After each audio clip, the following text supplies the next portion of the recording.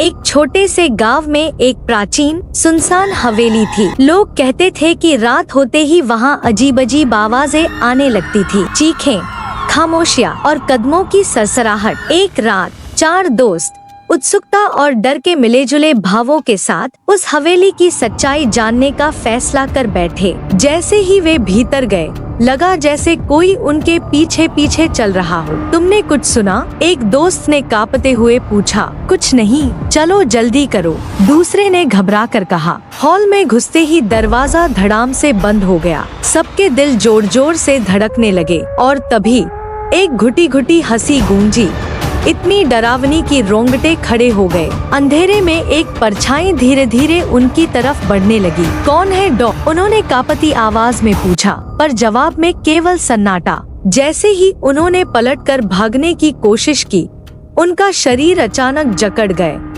जैसे कोई अदृश्य ताकत उन्हें पकड़कर खींच रही हो। उनकी आंखों के सामने एक विकृत चेहरा उभर आया, आंखें जलती हुई, होठों पर एक खौफनाक मुस्कान।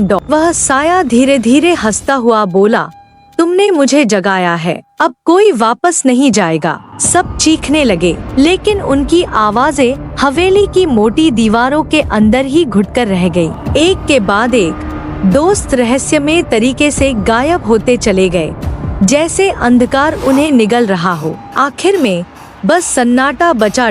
अगली सुबह गाँव वालों ने जब देखा तो हवेली के सामने 4 जोड़ियां जली हुई चप्पलें पड़ी थी। क्या ये वही लड़के थे? किसी ने घबराते हुए पूछा। हाँ, लेकिन वो अब नहीं लौटेंगे, बूढ़े ने धीमे स्वर में कहा।